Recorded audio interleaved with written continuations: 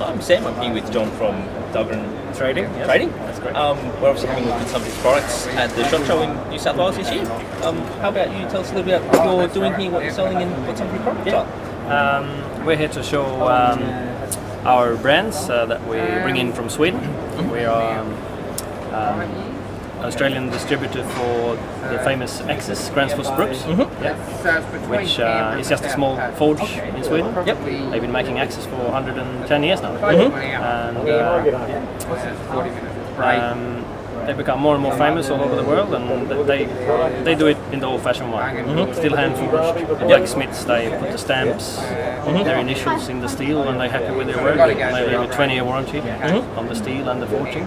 So what sets those axes aside from something you can buy from Bunnings, for example? First of all, it's top quality Swedish steel. Swedish steel is very famous for their tool steel. And of course it's hand forged, which means they use a lot of power hammers and also sledges when they form the steel, which makes it very dense. What's the advantage? Change the whole structure on the steel. It makes it very dense and very compact, and you actually push the carbides together so much that like increased strength and exactly. So you can get them very sharp and they keep their edge very well. And so it's actually not comparable to a lot of craft. Something that's forged and just, well, not forged but cast. Exactly. Excellent. All right. Do you mind having or showing us a few of the axes? You can look at the most common range of axes. This one here is called the Scandinavian Forest Axe. It's a very popular axe to have in the ute, out camping. Extremely thin. See that thinness there? What's the advantage of that? Easier cutting, or? You do a lot more with it than you think because it's so thin. So it's comparable to a bigger axe in many ways, because you can cut much deeper and you know what I mean. And it's just over 1 kilo, 1.2 kilos. Is that just the head weight or the entire axe itself? With the handle, 1.3. The handle is very light because it's Prima hickory, which is also a very important thing. It's Prima hickory from the US. So what's the advantage of that wood? Hickory has very long fibers in the wood, and it's very long straight grain, which makes it very unbreakable basically. So very strong, reduced warping. That's right. If you look at the end there as well, you can see quite straight grain. And that's important when you make the handle as well, that you let the grain go that way. Excellent. And what would be one of your, or probably your most popular axes? Would that be That's a very popular one, and also the smaller sizes. On the hunting show like this, the Hunter's Axe are very popular. The Hunter's Axe is actually the only axe in the world that's won an award for design.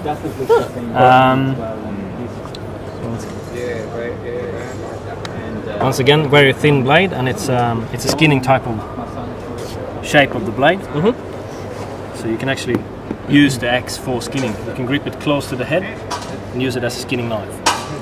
Also, you have this rounded back on it, which makes it very usable. When skinning, you pull the hide and you smack between the carcasses and the hide. All right. I was actually wondering because most of the other axes I've found it's quite a squared off edge on the back. And that would explain why. This rounded off design makes it perfect for that job. The handle is rugged up for better grip. So when you're skinning an animal or cleaning an animal, you usually get very sticky and slippery on your hands, and they rugged up the handle so you have a good grip. Beautiful. So that's a very popular one.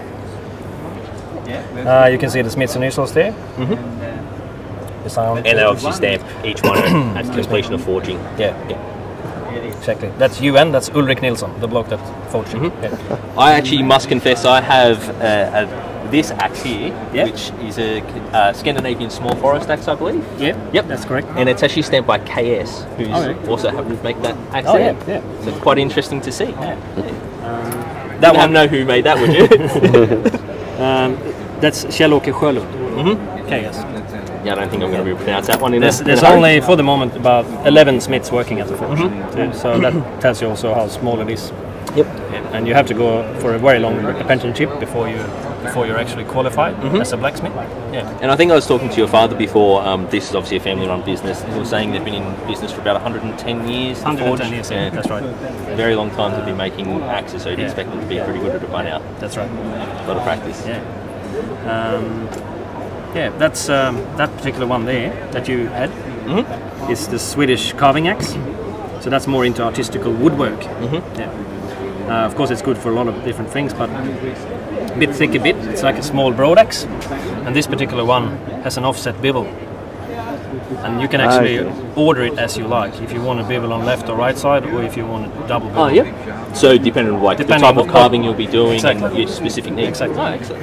And in this design on the handle makes it good as a 1 grip axe or a 2 grip axe. For different purposes, different use. There's also a range of very special axes. A couple of the master smiths, the best smiths at the forge, they forge replicas of old axes. This one, for example, which is based on this is what we call the British trade axe. British trade axe. So this is what